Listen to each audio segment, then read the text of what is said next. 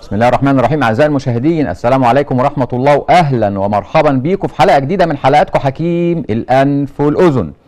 زي ما بفكركم كل أول حلقة، مواعيد حلقاتنا كل يوم سبت الساعة 5 مساء، وتتعاد كل يوم جمعة الصبح الساعة 11 صباحا. بفكركم تاني بمراكزنا: مركز المهندسين 85 شارع السودان بالمهندسين، وكذلك مركز الشيخ زايد في توين تاورز، الى جانب مراكزنا المنتشره تقريبا في كل المحافظات ان شاء الله. عندنا مركز في بني سويف، انا ان شاء الله رايح بني سويف الاسبوع الجاي، الخميس الجاي ان شاء الله هكون في بني سويف. الخميس اللي بعده باذن الله اللي هو 26/10 هكون موجود في الوادي الجديد في الداخله. الخميس اللي بعده ان شاء الله هكون موجود في الاقصر واسوان. بفكركم طبعا برضو ان صفحتنا على الفيسبوك مركز الشخير دكتور هشام ابراهيم. بفكركم ان انا بستقبل كل استفساراتكم وتليفوناتكم، وبستقبل كل اسئلتكم وبجاوب عليها بصفه شخصيه يوميا على مدار ال 24 ساعه. نبدا حلقتنا بسرعه عشان الحلقه دي مليانه معلومات مهمه جدا، سواء كان في الانف او في الاذن او في الحلق والحنجره. نبدأ أول حلقتنا على طول، وهنتكلم النهاردة عن موضوع يخص ويهم كل أم. يخص كل أم ليه؟ لأن النهاردة بنتكلم عن أطفالنا، فلذات أجدادنا. احنا ورانا حاجة غير أطفالنا. هنتكلم النهاردة عن أطفالنا من سن يوم لسن سنة وأكتر من كده كمان، سواء كان عن مشاكل في السمع أو في الأنف أو في الحلق. النهاردة إن شاء الله معانا بنتكلم على أول حالة من حالاتنا. دايما الأم الشاطرة تيجي تقول لي: يا دكتور هشام، انا ابني على طول من ساعه ما اتولد لغايه النهارده وهو بيشتكي بحلقه. بيشتكي بحلقه بايه؟ بيشتكي بريحه وحشه في حلقه، بيشتكي على طول بقه مفتوح، على طول في صوت بيطلعه وهو نايم، على طول بيسخن، على طول الولد همدان وكسلان وتعبان، على طول افتح بقه ابص الاقي بقه احمر وفي نقط حمراء. الله، طب ما الكلام ده كله بينطبق على ايه؟ بينطبق على كلمه مهمه جدا كلنا عارفينها، بينطبق على اللوز.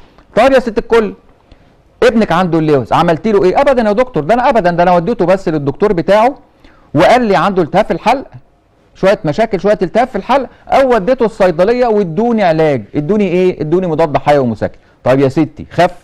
لا ما خفش. طيب عملت ايه؟ ابدا، اديته برضه العلاج لمده اسبوعين. طيب خف؟ لا ما خفش. الله.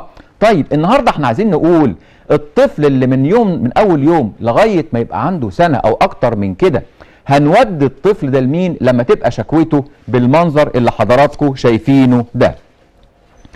الحقيقه كالعاده بتاعتنا على طول، احنا عايزين نتكلم عن ايه النهارده؟ عايزين نتكلم على التهاب اللوز.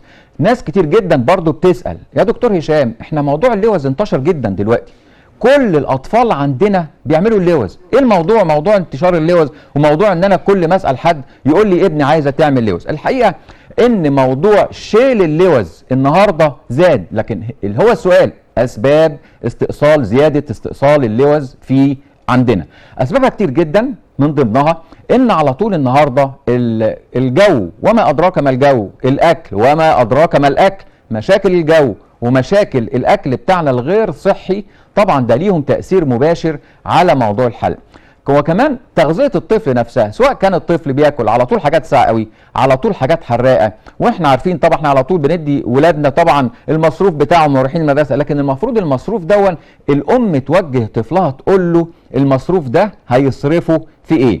فاحنا برضو الى جانب الاكل، الى جانب الشرب، الى جانب طبعا العادات الغير الطبيه الغير مظبوطه، زي ايه؟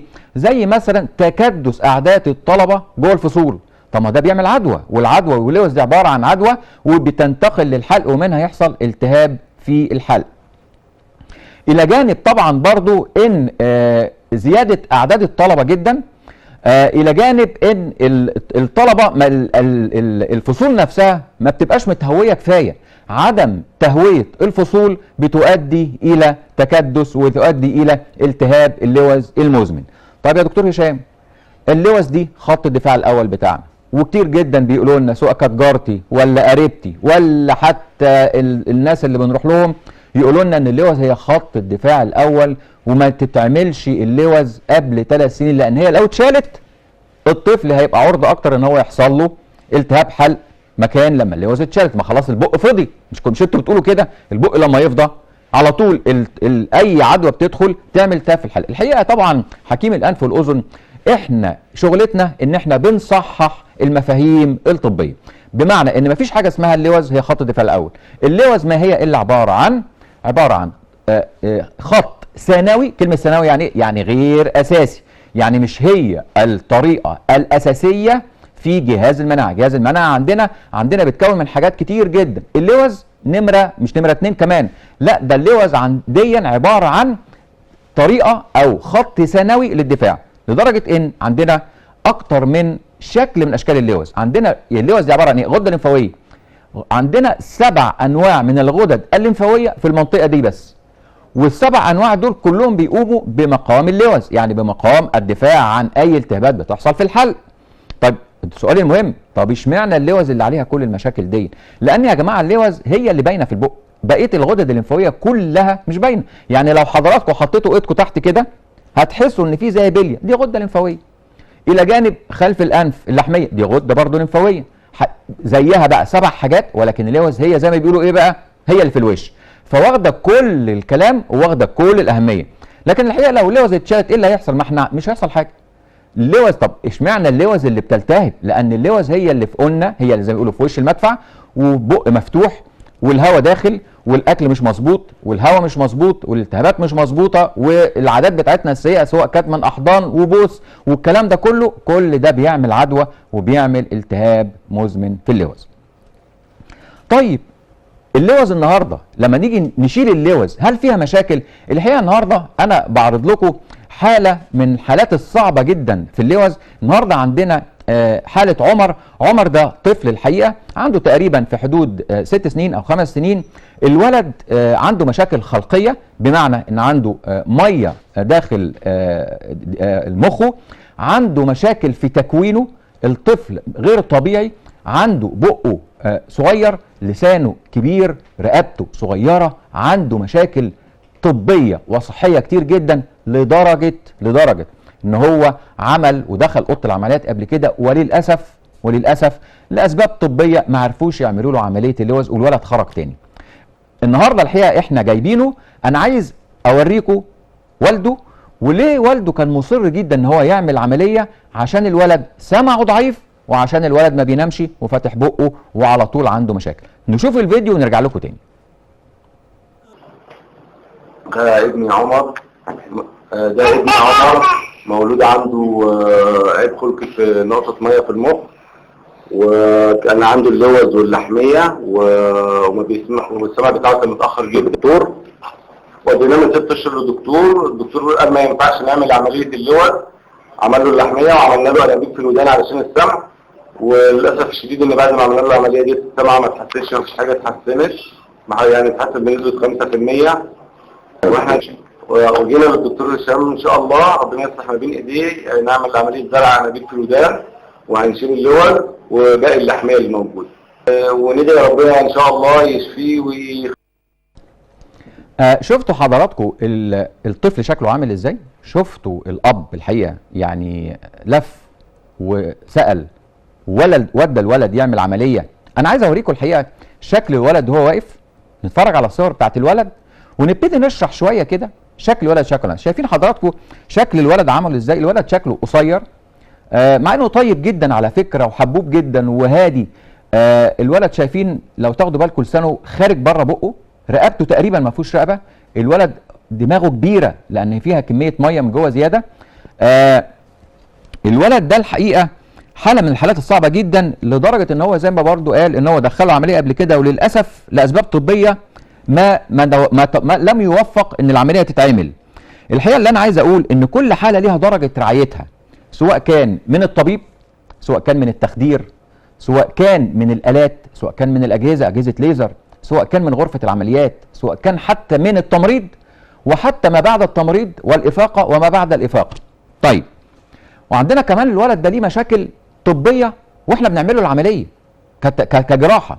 الولد ده ما بنقدرش نفتح بقه بالطريقه السليمه، بقه بيبقى ضيق جدا، لسانه الكبير عامل لنا مشكله. نشوف برضو الصوره الثانيه كده، الولد ده برضه نفس الكلام، الولد ده واحنا بنشيله اللوز لسانه كبير جدا، فبيبقى عامل لنا مشكله واحنا بنشيله اللوز.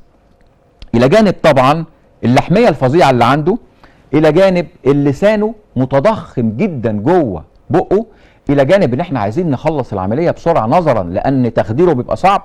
كل الكلام ده الحقيقه بيخش وعامل كبير جدا في مشاكل هذا الولد بالذات في استئصال اللوز. انا عايز اقول طبعا احنا بفضل ربنا الحمد لله، عايز افرجكم بقى على الولد داخل اوضه العمليات وهو بيتخدر، نشوف شكله عامل ازاي وتخديره كان شكله عامل ازاي، والى حد ما الصعوبه بتاعه التخدير بتاعه شكلها عامل ازاي. الولد ده الحقيقه من ضمن الحالات اللي كانت صعبه جدا في شيل اللوز بتاعها.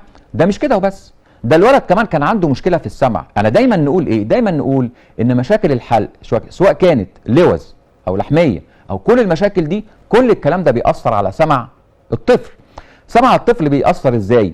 بيأثر سواء كان بيعمل ميه ورا الطبله، بيعمل التهابات في الاذن الوسطى، بيعمل ارتشاح خلف الطبله، بيعمل له مشاكل كتير جدا. نشوف جزء صغير من العمليه ونرجع لكم تاني. دلوقتي بننيم الحلقه بتاع عمر مختار، وزي ما حضراتكم شايفين وري كده هنا برضو بالكاميرا اللي على عمر. عمر طبعا من الحالات النادره شويه، عنده مشكله ان هو مولود بميه على المخ، زائد عنده برضو مشاكل عيوب خلقيه عنده، زي ما انتم شايفين راسه كبيره، زي ما انتم شايفين بقه ورقبته ومناخيره. كل المشاكل اللي حضراتكم شايفينها دي مشاكل الحقيقه، سواء مشاكل التخدير في ان احنا بننيمه، ان هي طبعا الحقيقه من الحالات الصعبه. معانا طبعا الدكتور احمد عبد الباسط ان شاء الله، يعني ادعوا لنا انه باذن الله ينام، وباذن الله نعمل له عمليه اللوز اللي هي سد زوره تماما، ونعمل له عمليه اللحميه وكمان اكتر من كده. عن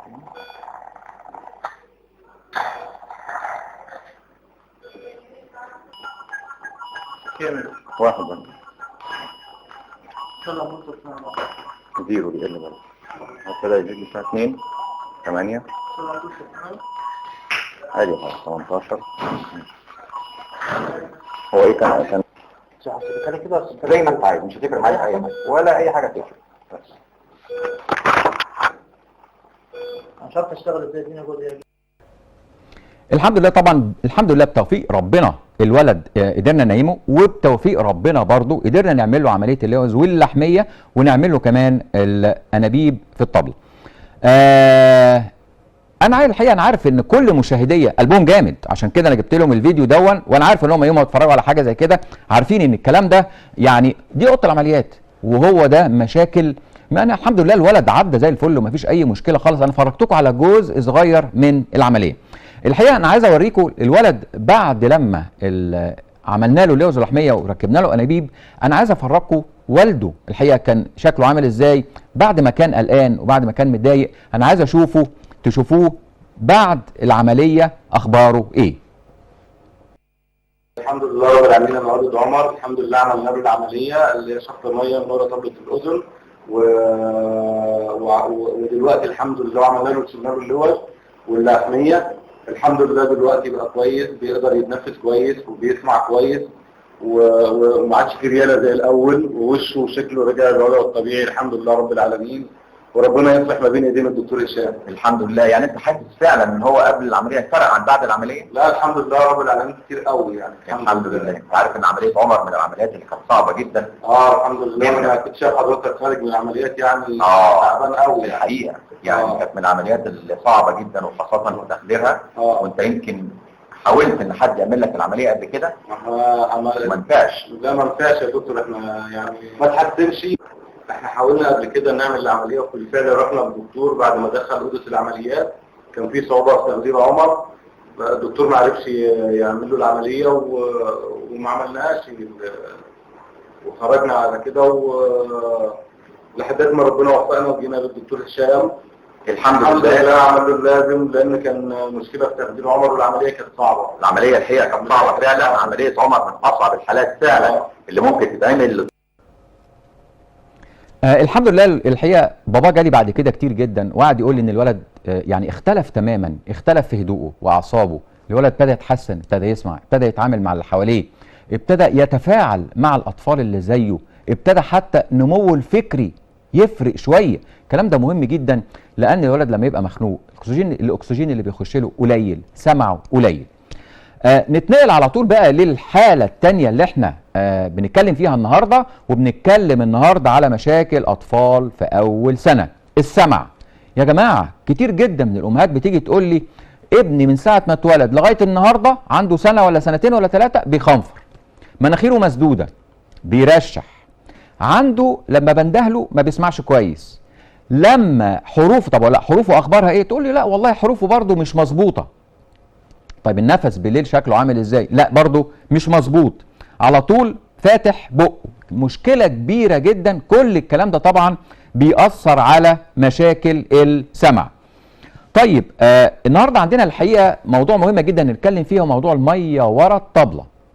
طيب يا جماعة المية ورا الطبلة دي أسبابها إيه؟ أسباب المية اللي ورا الطبلة دي أنا دايما أقول جملة مهمة جدا جدا، إن الأنف والحلق هما المدخل للودان. بمعنى ان اي طفل عنده مشاكل في الودن، سواء كان سمع، سواء كان صديد، سواء كان التهابات، سواء كان اي شيء، عمره ما هيخف الا لما الانف بتاعته تخف.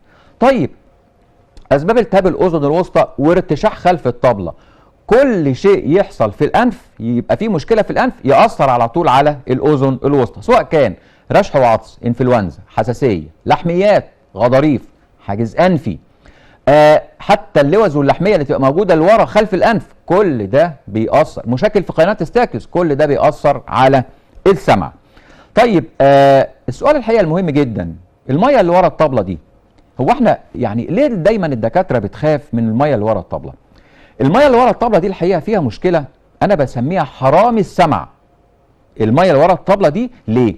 لان هي بتسرق سمع الطفل من غير ما الام تاخد بالها. ليه؟ خدوا بالكم كل اللي انا قلته في الميه اللي ورا الطبله ما فيهوش الم في الودن، ودي الخطوره. يعني الطفل هيفضل يشتكي بقله سمع وهو مبسوط، هيفضل يشتكي بقله سمع وهو بيروح المدرسه وبيرجع المدرسه. اخباره ايه في المدرسه؟ لا يعني ما بي يعني اهو نص نص. درجاته اخبارها ايه؟ لا نص نص. طيب بتعلي التلفزيون؟ بعلي التلفزيون. اما بتندهي له بيسمع من اول ندهه. والله الولد بيطنش. مش كل الكلام ده بنسمعه وكل الكلام ده بنعديه؟ طب يا ست الكل بعد الكلام ده عملتي له ايه؟ ابدا والله. انا برضو وديته للدكتور بتاعه او الصيدليه واداله مضاد حيوي. طب يا ست جاب نتيجه؟ لا برضو ما جابش نتيجه. طب يا جماعه ما هو السمع ده في منتهى الاهميه. كده ممكن يكون ولد دخل في ميه ورا الطبله ومحدش عارف يشخصه من الا دكاتره الانف والاذن. فالكلام ده مهم جدا. الى جانب ان من مخاطر الميه اللي ورا الطبله كمان ان لو اتثبت غير السمع طبعا وغير كل اللي انا قلته، ان هي بتؤدي الى ان الودن يحصل فيها مشكله كبيره جدا اللي هي بنسميها تكلس وتيبس في الاذن الوسطى. بمعنى ايه؟ بمعنى ان الطبله تلزق على، ما يبقاش في حاجه اسمها اذن وسطى خلاص. هنا الحقيقه بتبقى مشكله كبيره جدا وبنضطر نركب سماعه للطفل. تخيلوا بقى ان احنا بنتكلم من شويه ادويه في الاول خالص او شيل لحميه ولوز او حاجه بسيطه جدا، الى ان احنا نركب سماعه، والطفل اللي بيبقى مركب سماعه بنسميه طفل معاق. الحقيقه احنا معانا حاله النهارده محمود. الحقيقه محمود كان جالي في عياده الاقصر ومن الغردقه، والحقيقه الولد تخيلوا بقى معايا ولد طالب شاب في مرحله ثانوي، كل ما يبقى موجود بين صحابه يندهوا له ما يسمعش. جوه الفصل غير متفاعل مع المدرسين، يبقى ماشي في الشارع حد ينده عليه برضه ما يسمعش كويس. في البيت الولد نفسيا، تخيلوا بقى لما طالب زي دون نفسيته تبقى شكلها عامل ازاي. الحقيقه جالي كشفنا عليه، عملنا له فحوصات سمع، طلع عنده ميه ورا الطبله شديده جدا لدرجه كبيره. الحقيقه انا عايز اوريكم محمود الحقيقه بعد ما عمل العمليه هو نفسه نفسيته شكلها عامل ازاي وشكله عامل ازاي. نشوفه ونرجع لكم مره تاني. انا اسمي محمود رجب محمد. كنت بكشف عند دكاتره كتير في الغردقه، فقالوا لي ما فيش امل يعني. كل واحد بتشتكي بايه؟ بشتكي بقله السمع. فكل واحد يديني علاج يعني ما برضه ملوش نتيجه. فشفنا دكتور هشام ابراهيم على التلفزيون، فرحنا عنده بصراحه، فقال لي عمل لي مجال سمع، فقال لي انت محتاج عمليه. الحمد لله بعد العمليه انا جاب لي العمليه. عملت العمليه بقالك قد ايه؟ فكان بقالي كتير يعني. انت عملت العمليه هنا بقالك قد ايه يعني؟ بقالي شهر. بقالي شهر عملت العمليه. كويس. اخبارك ايه بقى؟ قول لي كده بعد العمليه اخبارك ايه؟ قبل العمليه ما كنتش بسمع كويس. وكان مضايقك في ايه؟ كان مضايقني في المدرسه وفي الشغل وفي البيت. كنتش يعني كل ما حد يكلمني غير لما اقول لهم علوا صوتكم. فالحمد لله بعد العمليه الحمد لله. نفسيتك كانت شكلها ازاي قبل العمليه؟ كانت نفسيتي متضايقه ومتعصب وشكلي وحش يعني قدام كل واحد، لما حد يكلمني ما بسمعهوش وينادي عليا. بعد العمليه بقى؟ بعد العمليه الحمد لله. بقالنا شهر عاملين العمليه، قول لي بعد العمليه اخبارك؟ بعد العمليه الحمد لله، فالحمد لله السمع زاد الحمد لله. جيت اسمع الودن الاثنين، كانت الودن مكتومه، حتى الودن اللي كانت مكتومه الحمد لله ظبطها الدكتور هشام. انا عايز اسالك سؤال، انت اتحسنت كام في المية؟ اتحسنت كتير بصراحه. انا بصراحه اتحسنت جامد يعني. كويس. اتحسنت جامد لدرجه اللي بيكلمني جنبي الحمد لله بسمعه. قبل ما اعمل العمليه كان في واحد بيقول لي السلام عليكم، ما كنتش بسمعها بصراحه. الحمد لله. فكان بينادي عليا يقول لي يا حبيبي انا سلمت عليك وانت ما رضيتش علي، فكنت بقول له انا اسف. وكنت بقول له انا اسف مشغول شويه. الحمد لله بعد العمليه حتى اللي بيكلمني بصوت واطي بقيت الحمد لله اسمعه يعني. الحمد لله. شكر كل ربنا وبعدين الدكتور هشام. الحمد لله على سلامتك. الحمد لله على سلامتك يا محمود. هو ده يا جماعه السمع، هو ده اللي بنتكلم فيه. الولد دون، مش احنا حلقتنا من الاول خالص قلنا ان احنا بنتكلم على مشاكل الاطفال في اول سنه؟ الولد دون نتيجه مشاكل اطفال من اول وثاني وثالث سنه، ما تشخصش مظبوط، ما راحش للدكتور الاخصائي الانف والاذن المظبوط، فنتيجه كده على طول النتيجه تبقى مش مظبوطه. احنا عندنا الحقيقه لو خدتوا بالكم، انا كل الاسئله بتاعت الامهات راحت طب خدت علاج اتحسن؟ لا. احنا عندنا الحقيقه قاعده مهمه جدا عايزكم تحفظوها معايا، ان اي طفل ياخد علاج ما يتحسنش عليه مره واتنين بالكتير، لازم تعرف او تعرفي حضرتك ان التشخيص مش مظبوط. التشخيص عندنا هو اهم شيء عندنا في مجال الطب، ان احنا بنشخص الحاله، العلاج بيبقى سهل جدا. الحقيقه امهات كتير جدا بتسالني انت بتعمل عمليه الميه، شفط الميه وزرع انبوبه جوه ودن الطفل ازاي؟ وسؤال اسئله كتيره، الانبوبه كبيره بتقع ما بتقعش؟ الولد لو اتشقلب يجرى له ايه؟ الولد لو اتحرك تقع ولا لا؟ طب ندخل ميه في ودن الطفل ولا لا؟ والمده قد ايه؟ الحقيقه انا عايز افرجكم على فيديو صغير جدا على احنا بنعمل عمليه زرع الانابيب ازاي، عشان تعرفوا برضو ان الموضوع الى حد ما يعني ما هوش معقد. نشوف الفيديو ونرجع لكم تاني. دي طبعا زي ما حضراتكم شايفين دي الودن، والجزء اللي في النص ده اللي بنقرب منه دي الاذن الداخليه اللي فيها، شايفين ده بقى طبعا دي حركه السمع، العضلات العظيمات السمع بتتحرك فالسمع بيخش، فالمريض بيقدر او اي شخص ممكن يقدر يسمع. الله، طب امتى بتتكون ميه والحركه دي بتقل؟ بصوا بقى حضراتكم، الهواء بيخش اهو في الاذن قناه الستاكيوس، ابتدى هنا شفتوا الميه الازرق ده، الازرق ده ميه يا جماعه. طب الميه دي هنعمل فيها ايه؟ الميه دي هنضطر نفتح الطبله دلوقتي اللي انتوا هتشوفوها حالا، هنفتح ميه اهي، المشرط هيخش وهنفتح فتحه في الطبله اللي قدام عينينا دي، ادي اتفتحت الطبله شق صغير خالص 3 مللي، ونبتدي نشفط الميه الزرقاء اللي ورا، شفتوا الميه راحت خالص ازاي، ونبتدي نركب الانبوبه اللي هي بنسميها انبوبه التهويه. الانبوبه دي محدش بيشوفها بعينيه تقريبا لو قدامه، وتبتدي بعد كده لو اتكونت اي نقطه ميه تبتدي تنزل من الانبوبه. الغرض من القصه دي كلها ان الاذن الوسطى يبقى فيها هواء. الغرض من كل القصه دي، الغرض من القصه دي ان الاذن الوسطى يبقى فيها هواء، عشان ببساطه الصوت لما بيتحرك جوه هواء غير لما يتحرك جوه ميه. ببساطه جدا هي دي عمليه زرع الانابيب وارتشاح ميه خلف الطبل. بسرعه على الحاله الثالثه معانا النهارده، وزي ما قلنا النهارده ان موضوع حلقتنا كله النهارده مشاكل الاطفال من يوم لغايه سنه. طيب كتير برضو جدا من الامهات تيجي تقول لي يا دكتور هشام، انا ابني من اول ما اتولد مناخيره مسدوده، على طول رشح وعطس، على طول زكام، على طول خنفره. ده هو عنده يوم، هو عنده يومين، هو عنده شهر، هو عنده 6 اشهر لغايه ما يبقى عنده سنه، طول الفتره دي. وهقول لها فعلا عندك حق، لان الفتره دي من اصعب فترات الطفل في حياته، لان كل الاجزاء بتاعته بتبقى صغيره، مناخيره رفيعه، مدخل الهواء رفيع، فاي حاجه بتحصل له بيحصل على طول خنفره وسده وزكام. طيب ايه تاني حصل له؟ على طول ما بيعرفش ينام يفتح بقه وياخد نفسه من بقه على طول، ومهما بديله علاج ما بيخفش. طيب يا ست الكل، عملتي له ايه؟ كالعاده عملتي له ايه؟ ابدا. رحت للدكتور بتاعه واداني نقط للانف، واداني مضاد حيوي. طيب يا ست الكل، اتحسن؟ لا ما اتحسنش. يعني ايه ما اتحسنش؟ ابدا. هو من يوم ما اتولد لغايه النهارده والولد ما بيتحسنش. طيب هنعمل له ايه؟ قلت لها طيب يا ستي جربتي اي حاجه تاني؟ قالت لي لا طبعا. قلت لها طيب ما كده يبقى التشخيص مش مظبوط. على العموم احنا النهارده الحقيقه معانا حاله في منتهى الاهميه، لفت على كل الدكاتره. ابنها عنده 7 اشهر. انا ما بحبش اتكلم على الحاله الحقيقه كتير، نشوف الام ونرجع لكم مره تاني.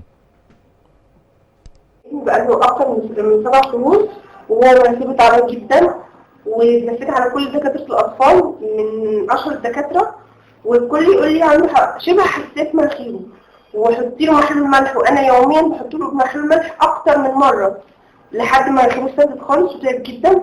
اول ما جيت للدكتور هشام اداني نقط بسيطه خالص عن طريق الفم. الانف دي قال لي استحاله، لازم كل حد ياخد تخصصه. اديته فعلا وانا ماشيه ما كنتش مقتنعه بكلامه، ما كنتش واثقه اي كلمه وبجادله جدا، ومشيت. وتاني يوم كان برضه ابني تعبان وبيصرخ، لحد بقى ما تالت يوم لقيته بسم الله ما شاء الله بقى يتنفس، ما كانش عارف يرضع خالص، مناخيره مسدوده ومش عارف يتنفس خالص، والوزن التهبت من كتر ما مناخيره مسدوده. الحمد لله بعد اقل من 4 ايام ابني الحمد لله بقى زي الفل، وميرسي جدا يا دكتور هشام.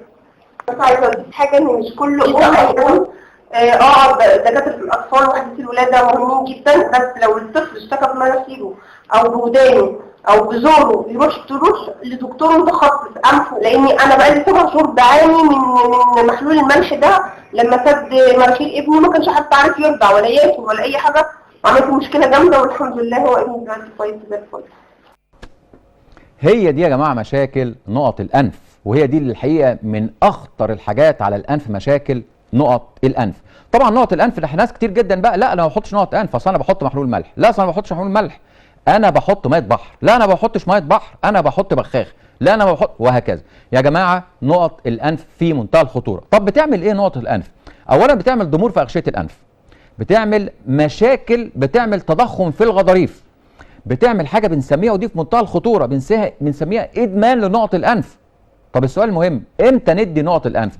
الحقيقه انا شخصيا بدي نقط للانف فقط في حالات قليله جدا، لو في مشاكل كبيره جدا في السمع، مشاكل كبيره جدا في قناه استياكيوس، والفتره قليله قوي، او لو عيان مسافر وراكب طياره وعنده مشكله في انفه وفي ودنه، فبديله نقط الانف عشان تفتح قناه استياكيوس، عشان ما يحصلش حاجه بنسميها فرقعه في الطبله والشخص نازل. دي حاجه. الحاجه الثانيه مشاكل، قلنا المشاكل بتاعه نقط الام دي. لو خدتوا بالكم حاجه مهمه جدا، الام دي لفت على دكاتره كتير جدا. اللي قال لها ايه بقى؟ اللي قال لها حساسيه، خدوا بالكم. اللي قال لها عنده لحميه، بس خد بالك اوعي تعملي اللحميه قبل 3 سنين. وليه بقى؟ واوعي تعملي اللوز قبل 3 سنين. طب ليه؟ ليه مش سنتين؟ ليه مش سنه؟ لا، اصل اللوز لو اتشالت بتفضي البق وبتحصل مشكله، ودي خط الدفاع الاول. طب يا جماعه انا عندي سؤال جدا، فاكرين الحلقه اللي فاتت لما اتكلمنا على العصب السابع وقلنا ان العصب السابع نسال الدكتور اللي هو رايحين له، هل حضرتك هتعملي العمليه بتاعت العصب السابع؟ الدكتور اللي يقول لك اعمل لك العمليه هو اللي تكشف عنه. ليه؟ لان العصب السابع فيه جزء بيمشي في المخ وجزء بيمشي في الاذن الوسطى، احنا لينا الجزء بتاع الاذن الوسطى. كذلك اللوز واللحميه، لو حد تاني تخصص تاني بيشترك معنا في شيل اللوز واللحميه يبقى هو من حقه يقول نشيل اللوز او نشيل اللحميه، لكن طالما الطبيب اللي الجراح اللي هو بيشتغل في الجزء ده هو المنوط بيه وهو اللي يقول اشيل العمليه، اشيل اللوز، اشيل اللحميه او ما اشيلهاش. دي نقطه مهمه جدا الحقيقه، بحب دايما ااكد عليها.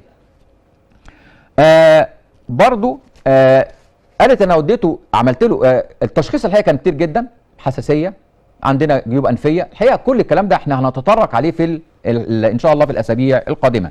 الحقيقه وقتنا خلص بسرعه جدا جدا، لكن بفكركم دايما ان مواعيد حلقاتنا كل يوم سبت الساعه 5 بعد العصر، وبتتعاد كل يوم جمعه صباحا 11 صباحا. بفكركم تاني ان مراكزنا المركز الاساسي عياده المهندسين 85 شارع السودان في المهندسين، الى جانب مركز الشيخ زايد في توين تاورز، الى جانب طبعا عيادتنا في بني سويف. انا رايح بني سويف ان شاء الله الخميس اللي احنا القادم ان شاء الله. الوادي الجديد يوم 26 الخميس اللي بعده 26/10، والاقصر واسوان الخميس ان شاء الله اللي بعده. بفكركم برضو بصفحتنا على الفيسبوك اللي هي مركز الشخير دكتور هشام ابراهيم، بستقبل كل استفساراتكم واسئلتكم وبجاوب عليها بصفه شخصيه. اوعوا تفتكروا ان حلقتنا خلصت، ده لسه حلقتنا ما خلصتش، لان احنا عندنا فيديو مهم جدا هو ده اللي هنتكلم عليه بعد ان شاء الله هنتكلم عليه الفيديو اللي قادم دون، هنتكلم الحلقه اللي جايه، اتفرجوا عليه وشوفوا مشاكل الشخير، قلب وشرايين وموت. اللهم علمنا ما جهلنا وانفعنا بما علمتنا، واترككم في حفظ الله وامنه، مع تحياتي حكيم الانف والاذن دكتور هشام ابراهيم.